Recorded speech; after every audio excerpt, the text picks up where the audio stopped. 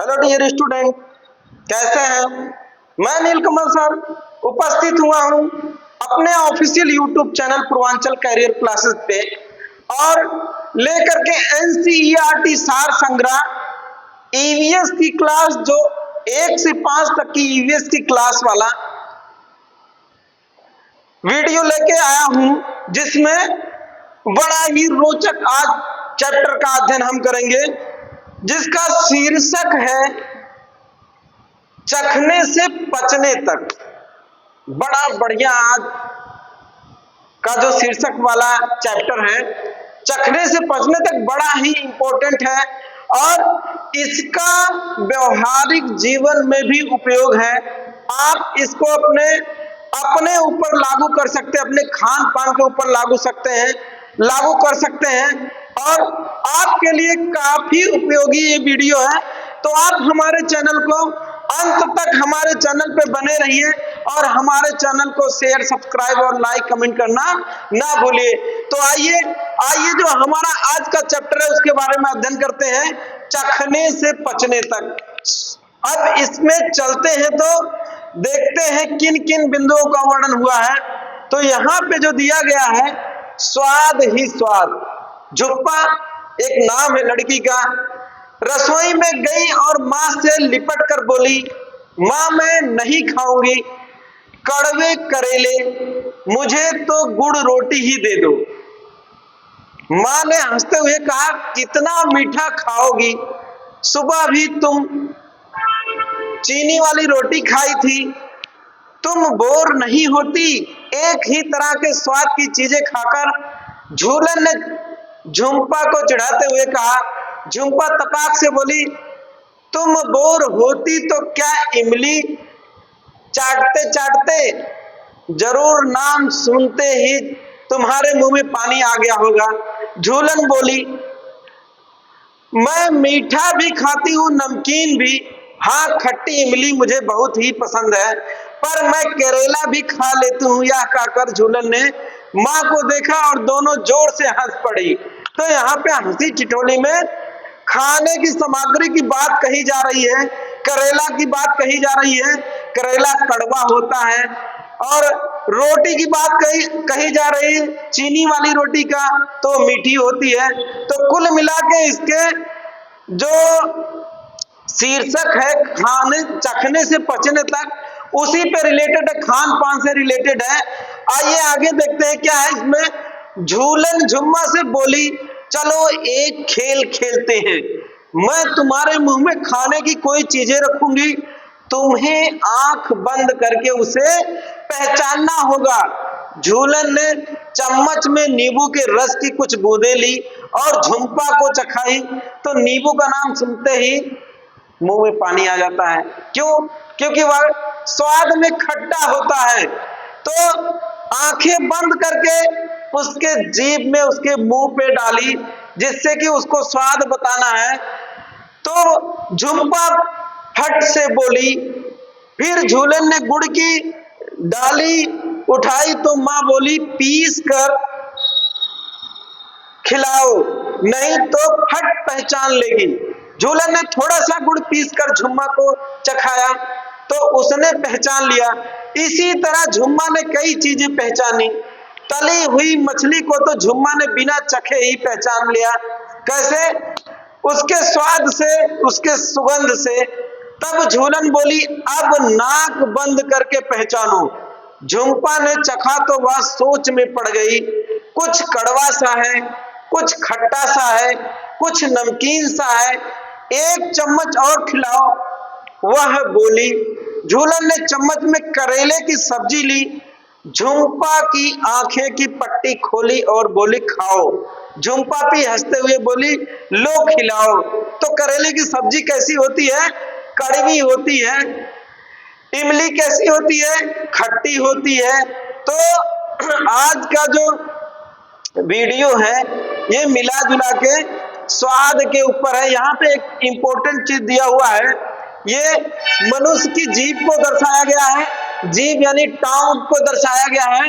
इसमें से पूछता है, यहाँ से प्रश्न बन सकते हैं कि जो मनुष्य की जीभ होती है वो जीभ के किस भाग से कौन कौन से स्वाद की अनुभूति होती है।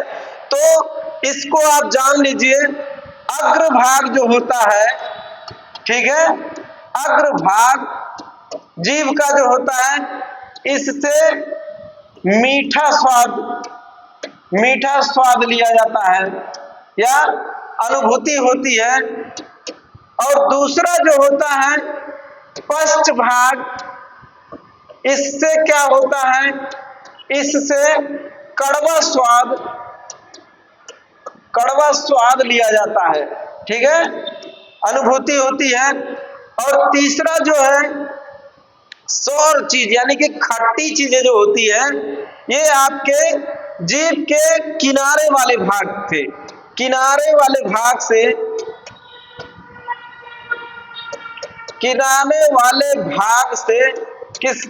किसका स्वाद लिया जाता है, खट्टे का। खट्टा जो होता है यानी कि इमली खट्टी जो होती है, उसको जीभ से कैसे हम जान पाएंगे या किस भाग से हमें अनुभूति होती है कि इमली खट्टी होती है। तो ये जीभ का जो साइड वाला भाग होता है, इससे जो है खट्टापन का अनुभव होता है। और यहाँ से जो लकीर अंदर गई है, यहाँ से जो ये वाला भाग है, इससे पश्च भाग इसे कहा जाता है। इससे कड़वा यानी कि करेले के स्वाद को आप कहां से जान पाएंगे, तीखी मिर्च के स्वाद को कहां से जान पाएंगे, तो यहां से जान पाएंगे। पीछे वाला जो भाग होता है, यहां से कड़वापन महसूस किया जाता है। और जो ये आगे का भाग, ये वाला पूरा भाग है, इससे मीठापन यानी कि मीठा स्वाद मालूम पड़ता है। तो आपने देखा कि जीभ के 3 भागों से 3 प्रकार के स्वाद की अनुभूति होती है। पहला अग्रभाग जो होता है, उससे मीठापन का स्वाद होता है। जो पश्च भाग होता है यानी पीछे वाला भाग होता है, उससे कड़वापन की अनुभूति होती है। और जो साइड जीभ का साइड वाला भाग होता है, उससे खट्टापन महसूस किया जाता है। तो है ना कमाल का आज का चैप्टर, चखने से पचने तक, जो कि हम अपने व्यवहारिक जीवन में इसका उपयोग करते हैं, लेकिन हमें मालूम नहीं होता है कि किन किन अंगों का उपयोग होता है खट्टा, मीठा और कड़वा स्वाद को चखने के लिए। किन किन भागों में इसकी अनुभूति होती है, जीभ के किन किन भागों में। तो आइए आगे चलते। यहाँ पे फिगर के माध्यम से दिखाया गया, चित्र के माध्यम से दिखाया गया है। उम्मीद करते हैं कि आप बहुत बेहतर ढंग से इस चीज को जान पाए होंगे। आगे चलते हैं, क्या दिया हुआ है यहाँ पे। वही प्रश्न पूछा हुआ है कि अगले हिस्से से किसका स्वाद लिया जाता है, पिछले से किसका स्वाद, बीच साइड वाले से किसका स्वाद लिया जाता है। अब देखो, जो सबसे बढ़िया है वो चीज यहाँ पे दिखाया गया है कि जो हम खाना खाते हैं, तो खाने को चबा कर जब खाते हैं तो उसका स्वाद कैसा होता है, और जब कम चबा कर खाते हैं तो उसका स्वाद कैसा होता है, इसके बारे में बताया गया है कि खाना, या घर में लोग तुम्हें कहते होंगे खाना धीरे धीरे खाओ, ठीक से चबाओ, खाना अच्छे से पचेगा। सोचो ऐसा क्यों होता है, क्योंकि जब आप खाना को या रोटी के टुकड़े को अत्यधिक बार चबाकर खाएंगे तो वो आसानी से पचता है, तुलना में कम चबाकर खाने वाले खानों के। इस वजह से घर के बड़े बुजुर्ग आपको ये चीज सलाह देते रहते हैं कि आप खाने को देर तक चबाकर खाइए, ठीक है। आगे चलिए, आगे जो इसमें है, इसमें खाने से ही सब कुछ प्रश्न पूछा हुआ है। और जो इम्पोर्टेंट चीज यहाँ पे है, इसमें जो है एक यहाँ पे ये बताया गया है, नीतों को चढ़ाया गया ग्लूकोज। ग्लूकोज क्या होता है उसके बारे में बताया गया है। नीतों को पूरा दिन लगातार उल्टी होती रही, साथ में दस्त भी लग गए थे।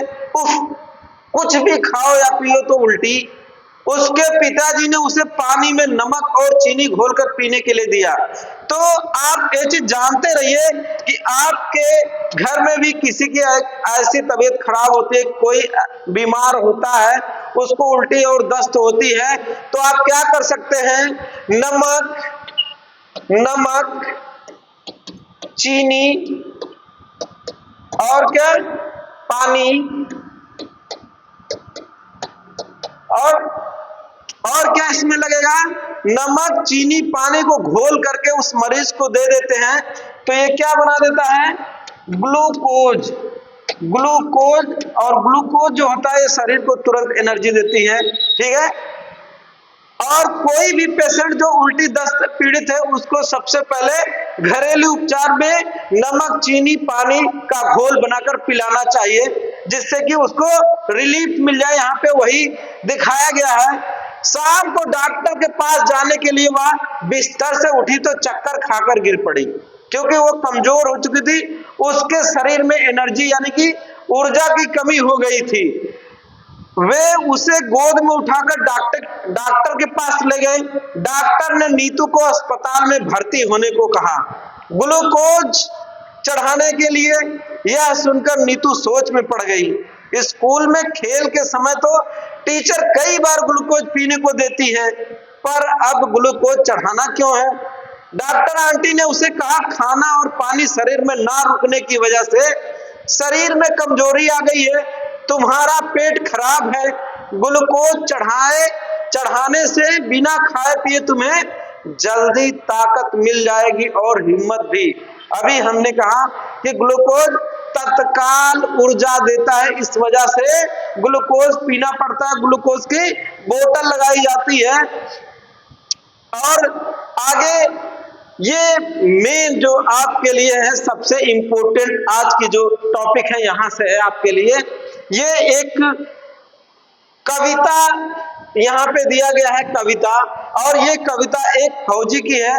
उसके पेट से काट करके छेद डाल करके पित्त रस को निकाल के एक प्रयोग किया गया डॉक्टर मार्टिन के द्वारा। क्या प्रयोग था? वो प्रयोग था कि जो हम खाना खाते हैं पेट के अंदर जितने समय में पचता है, क्या उसी रस को अगर पेट के बाहर खाने में डाला जाए तो उतने समय में ही पचेगा। बड़ा इंपॉर्टेंट टॉपिक आज का है और बड़ा ही इंटरेस्टेड है, इस पे आप गौर से देखिएगा, गौर से सुनिएगा, बड़ा इंपॉर्टेंट है।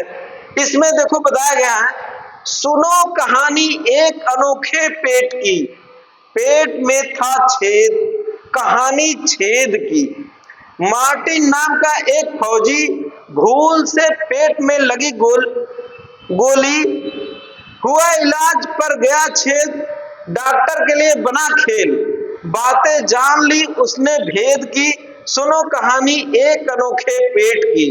जब चाहे तब उसमें झांक ले, अंदर का सारा हाल भांप ले, क्या खाया क्या चबाया, क्या नहीं पचा क्या पचाया, कर सकते थे यह मीन मेख भी, सुनो कहानी एक अनोखे पेट की। चीजें जो करती थी गड़बड़ उन्हें डालकर हाथ झटपट बाहर निकाल सकते थे, बदले में नया खाना डाल सकते थे, हाँ दाल भात और सेब भी, सुनो कहानी एक अनोखे पेट की। खिड़की जैसे छेद वाले पेट की, उसके सबके पेट की, कहानी यह सब हमने नहीं गढ़ी, वर्षों पहले सच्ची थी घटी, पढ़ो कहानी एक अनोखे पेट की, पेट में था छेद कहानी छेद की।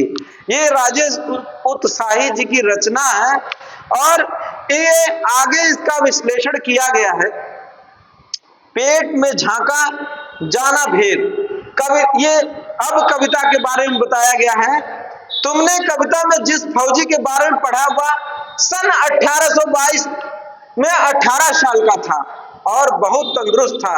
जब वह गोली से जख्मी हुआ तो उसे डॉक्टर बोमोंट के पास जाया गया। डॉक्टर कौन थे? बोमोंट इनका नाम है, ठीक है। उनके पास ले जाया गया तो उन्होंने इस पे प्रैक्टिकल करना शुरू कर दिया।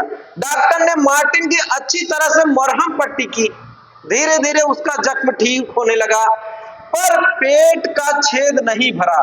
लगभग 1.5 साल के बाद डॉक्टर ने देखा कि मार्टिन के पेट में एक अद्भुत खिड़की सी बन गई थी।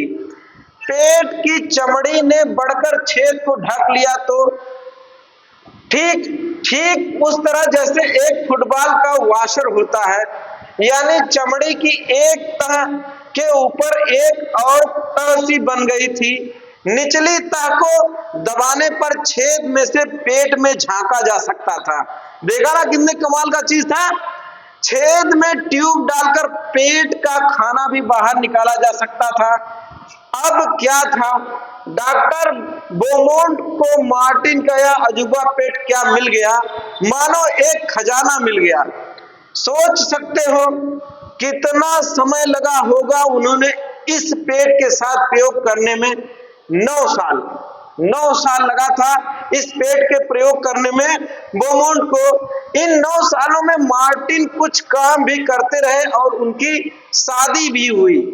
अब देखो, उस समय तक वैज्ञानिकों को यह मालूम था कि पेट में पाचन की क्रिया होती कैसे है, पेट में जो पाचक रस होता है उसका क्या काम होता है, क्या वे पाचन में मदद करते हैं या केवल भोजन को तरल बनाने के लिए ही होते हैं।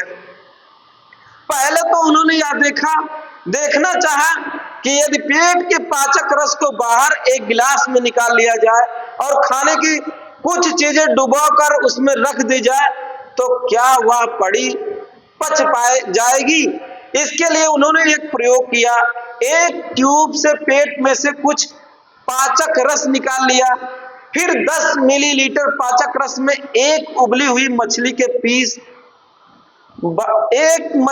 20 बारीक टुकड़े डालकर सुबह 8:30 बजे रख दिए। इस गिलास को उतने ही तापमान में रखा जितना आमतौर पर हमारे पेट के अंदर का होता है, लगभग 30 सेल्सियस सेंटीग्रेड। दोपहर के 2 बजे तक उन्होंने देखा कि मछली के सब टुकड़े पूरी तरह से क्या हो चुके थे, घुल चुके थे। मतलब ये हुआ कि जैसे हम पेट में खाना खाते हैं और पच जाता है, पाचक रस के द्वारा पचाया जाता है, वही प्रयोग पेट के बाहर पाचक रस के द्वारा पचाया गया। और क्या हुआ, मछली का टुकड़ा जो है बिल्कुल गल चुका था, यानी कि पच चुका था। फिर उन्होंने इसी तरह कुछ और भोजन पेट के पाचक रस में रखा और वही मार्टिन को खिलाया। अलग अलग भोजन पचने में कितना देर लगी उसका एक चार्ट यहाँ पे है, ठीक है। अब देखो, खाने की चीज पचने में लगा समय पेट में और गिलास के पाचक रस में। यहाँ पे एक चार्ट बनाया गया है, यहाँ से प्रश्न पूछ सकता है। कच्चा दूध पेट में 2 घंटा 15 मिनट में पचता है और गिलास में 4 घंटे 45 मिनट में।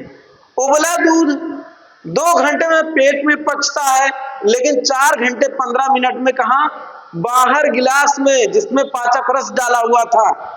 पूरी तरह उबला अंडा 3 घंटा 30 मिनट पेट के अंदर पचता है, 8 घंटे में पचा गिलास के बाहर जो पाचक रस रखा था।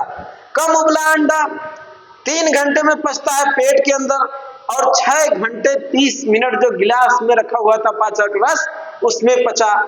कच्चा अंडा फेंटा हुआ 2 घंटे में पचता है पेट के अंदर, 4 घंटे 15 मिनट में पेट के बाहर यानी गिलास में रखे पाचक रस में पचा। कच्चा अंडा 1 घंटे 30 मिनट पेट में, आप कच्चे अंडे को खाओ तो 1 घंटा 30 मिनट यानी कि 1.5 घंटे में पच जाएगा। लेकिन उसी चीज को जब गिलास में रख के और उस पे पाचक रस डाला गया तो 4 घंटे का समय लगा। तो इंपॉर्टेंट ये तालिका है और हमारे व्यवहारिक जीवन में भी ऐसा घटना घटती है। हम जो खाते हैं किससे पचता है, पाचक रस से पचता है। उसी तालिका को यहाँ पे बताया गया है। और क्या कहा गया, अब क्या सोचते हो और कुछ फायदा इस पेट का। डॉक्टर बोमोंट ने मार्टिन के खिड़की वाले पेट के सहारे पाचन के कई रहस्य खोले। उन्होंने तालिका से देखा कि पेट में खाना जल्दी पचता है। क्या तुम भी यह देख पाए? जल्दी पचने के लिए हमारा पेट खाने को खूब घुमाता हिलाता है। इस चीज को देखिएगा, खूब घुमाता हिलाता है। वे यह भी देख पाए जब मार्टिन दुखी या परेशान होता तो उसका खाना ठीक से नहीं पचता। यही नहीं, उन्होंने बताया कि हमारे पेट का पाचक रस एसिड अम्ल की तरह होता है। क्या तुमने किसी को कहते सुना है कि पेट में एसिडिटी हो गई है। आमतौर पे ये कॉमन बीमारी है एसिडिटी का, हर व्यक्ति इससे परेशान है, ठीक है। खासकर जब ठीक से खाना नहीं खाया हो या पचा हो तब एसिडिटी होती है। उनकी वैज्ञानिक खोज को दुनिया के सभी वैज्ञानिकों ने सराहा, फिर कितने ही अन्य प्रयोग दुनिया के कोने कोने में किए गए। क्या कहा तुमने, पेट में गोली मारकर नहीं भाई, बाद में होने वाले ये प्रयोग किसी के पेट में गोली मारकर नहीं किए गए। ये प्रयोग दूसरे वैज्ञानिकों ने मशीनों की सहायता से किए। तो कहो कैसी लगी मार्टिन के पेट उर्फ तुम्हारे पेट की कहानी। ये अनीता रामपाल की ये कहानी है। तो उम्मीद करते हैं कि आपको ये कहानी सुन के बड़ा आनंद आया होगा। और आगे चलते हैं, आगे भी कुछ चीज दिया हुआ है। इस सच्ची कहानी में बच्चे वैज्ञानिकों के काम करने के व्यवस्थित तरीके और विज्ञान के इतिहास की एक रोचक दास्तां पढ़ेंगे। बच्चे से अपेक्षा नहीं है कि वे पूरी तरह से पाचन क्रिया को समझ पाएं, पेट क्या होता है, आते क्या होती काम करती है, यह सब वे बड़े होकर जानेंगे। यानी कि जब आप बड़े हो जाएंगे, जब बड़े बच्चे हो जाएंगे तो वो इसका अलग अलग से अध्ययन करेंगे कि पाचन क्रिया क्या होती है, ठीक है। आगे क्या है, यहाँ पे एक फिगर दिया हुआ है, इंपॉर्टेंट चीज है, यहाँ से प्रश्न बन सकते हैं। आपको दो फिगर दिखाया गया, ठीक है। यहाँ पे डॉक्टर अपर्णा के पास इलाज के लिए दो बच्चे आए, रश्मि और कैलाश। दोनों बच्चों से डॉक्टर अपर्णा ने बातचीत की। बातचीत से कुछ जानकारी मिली जो नीचे दी गई। अब ये देखो, ये रश्मि है और ये कैलाश है। इन दोनों से अलग अलग तरीके से डॉक्टर अपर्णा ने बात किया। क्या बात निकला, रश्मि 5 साल की है। कितने वर्ष की है, 5 साल की है, लेकिन देखने में 3 साल की लगती है। 3 साल की लगती है, हाथ पैर पतले और पेट फूला हुआ है, अक्सर बीमार रहती है, थकान के कारण बहुत बार स्कूल भी नहीं जा पाती है, खेलने की ताकत भी नहीं होती, खाना पूरे दिन में थोड़े से चावल या एक आध रोटी भी मिली तो समझो उसे दिन बहुत मिल गया, उस दिन उसको बहुत मिल गया। यानी कि थोड़ी सी रोटी थोड़ा सा चावल खाती है। तो आपको यही चीज अगर यूपी टेट में पूछेगा तो इतना भूमिका बना के नहीं पूछता है, लेकिन इसके कहने का मतलब है 2 रोगों के बारे में बताया गया है और वो रोग होता है प्रोटीन की कमी से। किसके कमी से, प्रोटीन की कमी से, ठीक है। कौन सा रोग होता है, से होने वाले रोग, होने वाले रोग के बारे में बताया गया है, ठीक है। तो ये वाला जो लक्षण बताया गया है इसको कहा जाता है मरस्मस। क्या कहा जाता है, मरस्मस, ठीक है। इस चीज को आप याद करिएगा, बड़ा ही बारीक अंतर है मरस्मर और क्वाशियोरकर में, ठीक है। बड़ा बारीक अंतर है, ये बच्चों में पाया जाता है। जो मरस्मस होता है ये प्रोटीन की कमी से होता है। इसमें हाथ पैर एकदम दुबले दुबले हो जाते हैं, जो कोशिकाएं होती हैं वो गठेली ना होकर के ढीली हो जाती हैं, और क्या होता है, पेट एकदम चिपक जाता है, उभरा हुआ नहीं होता, चिपक जाता है। ये मरस्मस का लक्षण है। इसमें थकान लग जाती है, खेलने का मन नहीं कहता है, स्कूल जाने का मन नहीं कहता है। दूसरे बीमारी के बारे में देखते हैं, कैलाश जो है ये 7 साल का है, उम्र से बड़ा है, शरीर मोटा और थुलथुला है, पैरों में दर्द रहता है, फुर्ती से कोई भी काम नहीं कर पाता है, बस से स्कूल जाना, दिन में कई घंटों टीवी देखना, खाना घर का बना खाना उसको पसंद नहीं, दाल चावल रोटी सब्जी दूर रहता है, बाजार के चिप्स बर्गर कोल्ड ड्रिंक्स बस यही खाता है। यानी कि इसके बारे में जो बताया गया है, ये बताया गया है ये किस रोग से पीड़ित है, ये मोटापा रोग से पीड़ित है। किससे, मोटापा, मोटापा रोग से ये पीड़ित है, ठीक है। इसमें जब कभी भी इससे प्रश्न पीछे के एग्जाम में बने हुए, अभी जस्ट जो हेल्ड हुआ था पीछे उसमें बने हुए हैं। यहां से आप देखो दाल चावल रोटी सब्जी दूर रहता है। बाजार के चिप्स बर्गर कोल्ड ड्रिंक्स बस यही भाता है उसे। तो जब आप बाजारू चीज यानी तैली चीज आप ज्यादा खाना पसंद करेंगे तो आप कैसा आपका शरीर होगा, मोटा हो जाएगा, यानी कि ये मोटापा से जो है पीड़ित है। अब हमने आपको एक मरस्मस बताया था, एक दूसरा वाला रोग जो है वो क्वाशियोर्कर है। क्वाशियोर्कर क्या होता है?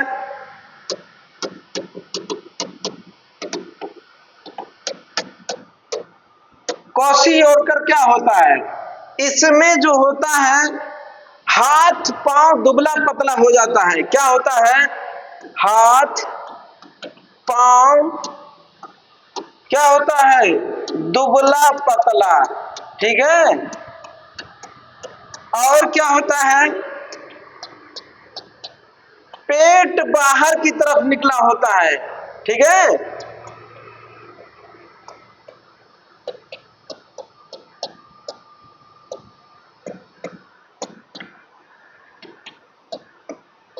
तो आप समझ गए होंगे कि क्वाशियोर्कर और मरस्मस में क्या अंतर है। मरस्मस जो होता है उसमें हाथ पांव दुबला पतला हो जाता है और पूरे बदन की जो कोशिकाएं होती हैं यानी कि जो मसल्स होती हैं वो ढीली पड़ जाती है। और जो क्वाशियोर्कर होता है उसमें हाथ पांव दुबला होता ही होता है, साथ में पेट आगे की तरफ निकला होता है। यही डिफरेंट है। ये अनेकों बार प्रश्न पूछा हुआ है। पोषण जब आप पढ़ेंगे तो कुपोषण जब आप पढ़ेंगे उसमें ये चीज आएगा, क्वाशियोर्कर और क्या मरस्मस। इस चीज को आप बहुत माइन्यूट डिफरेंट है।